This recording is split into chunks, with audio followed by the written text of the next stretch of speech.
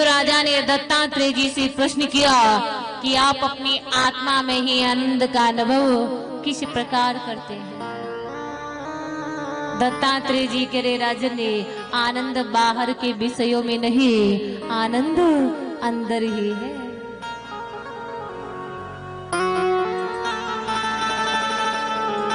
मैंने एक नहीं, दो नहीं, चार नहीं, पूरे 24 गुरुओं से शिक्षा ग्रहण की। कन्हैया उद्धव को समझा रहे, हे उद्धव वो दत्तात्रेय जी के 24 गुरु क्या है। दत्तात्रेय जी यदुराजा को समझा रहे, राजन मेरा पहला गुरु धरती है।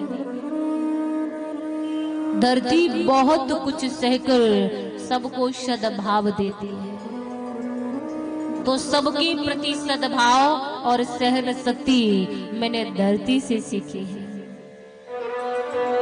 मेरा दूसरा गुरु वायु है। वायु ने मुझे संतोष और निसंगता सिखाई है। मेरा तीसरा गुरु आकाश है। आकाश ने मुझे सिखाया है आत्मा भी आकाश की तरह अनादि और अविनाशी है, ईश्वर भी इसी प्रकार सर्वव्यापी है। मेरा चौथा गुरु जल है। जल से मैंने शीतलता और मधुरता का उपदेश लिया है। मेरा पांचवा गुरु अग्नि है। अग्नि से मैंने पवित्रता सीखी है। मेरा छठवां गुरु चंद्रमा है। चंद्रमा ने मुझे सिखाया है कि वृद्धि और त्रास से हमारे शरीर के होते हैं, आत्मा के नहीं। संपत्ति में अपना भान न भुलाना और विपत्ति में दुखी न होना, ये मैंने चंद्रमा से सीखा है। मेरा सातवां गुरु सूर्य है। सूर्य की बात मनुष्य को भी परोपकारी होना चाहिए, किंतु अभिमानी नहीं। मेरा आठवां गुरु कबूतर है। कबूतर के प्रसंग से मैंने सीखा है कि अपनी पत्नी और बच्चों की आसक्ति में वो मारा जाता है, तो अतिशय आसक्ति किसी के प्रति नहीं होनी चाहिए। और याद रखना भक्तों, आसक्ति ही पुनर्जन्म का कारण है। जो आसक्ति हम सभी के अंदर दुनिया के प्रति होती है, यदि यही आसक्ति हमारी प्रभु चरणों में हो जाए तो फिर यही आसक्ति विरक्ति का रूप ले लेती है। यही आसक्ति विरक्ति बन जाती है।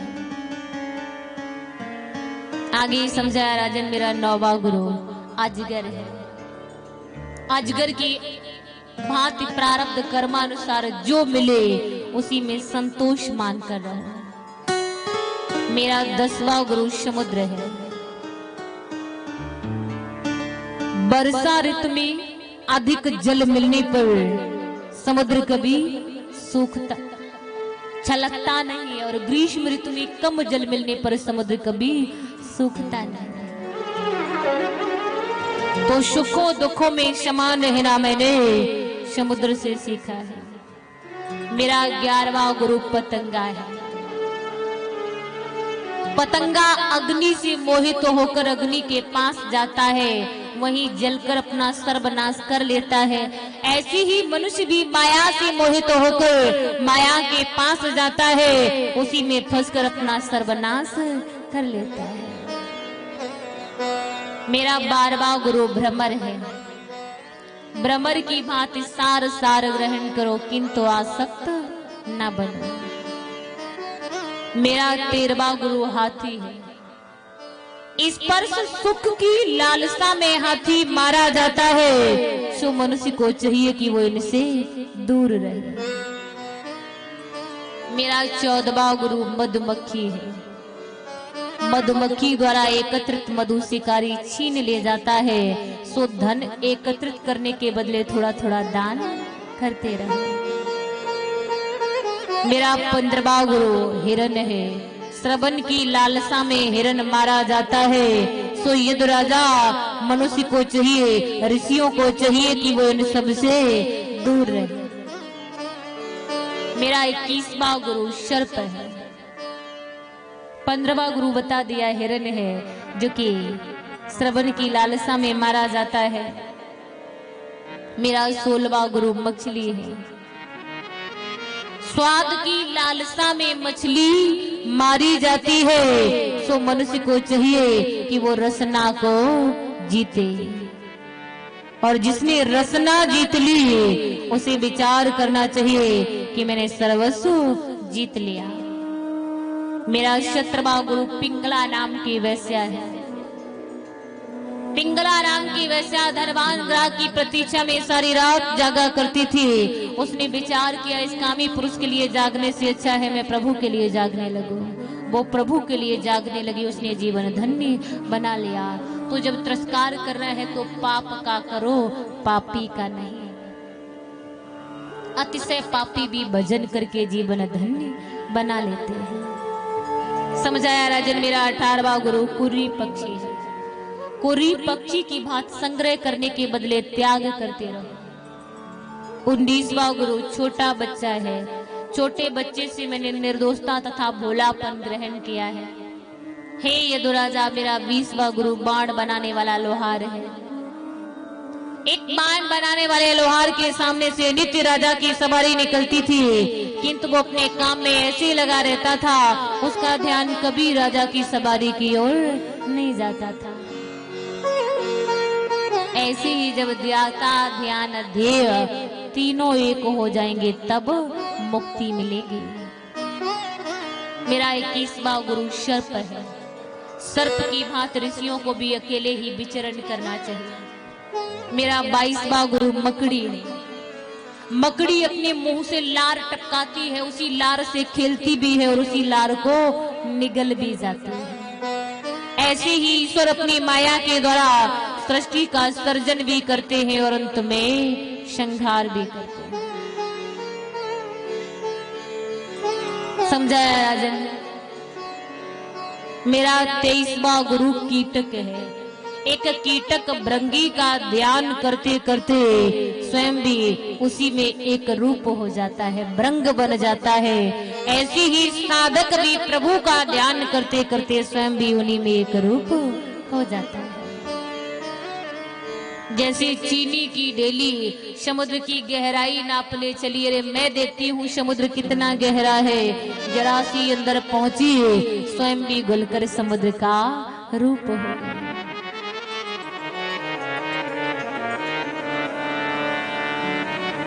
मानस में लिखा सोई ज्ञान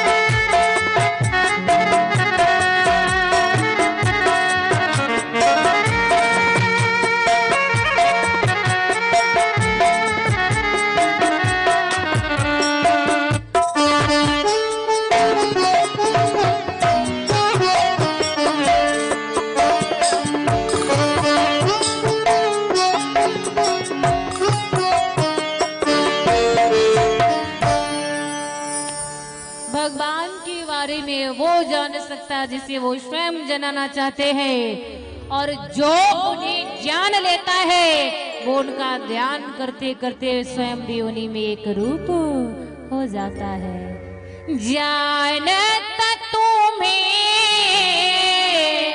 तुम्हें होए राई। आगे समझाया राजन मेरा 24वां गुरु एक कुंवारी कन्या है। मैंने कन्या को भी गुरु बनाया। एक कन्या की मगनी वाले आकर घर बैठ गए। कन्या के घर इतना कुछ नहीं है जिससे मगनी वालों का स्वागत करेगा। कन्या को दान में से चावल निकालने थे तो पहले उस कन्या ने हाथों की चूड़ियों को निकाल के रख दिया। अरे यदि चूड़ियों की खनक हुई तो मेहमान जान जाएंगे इसके घर में तो कुछ नहीं।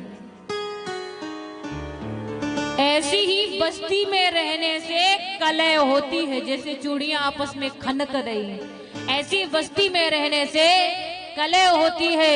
इसलिए ऋषियों को भी एकांतवास करना चाहिए। कन्हैया समझा रहे हे उद्धव।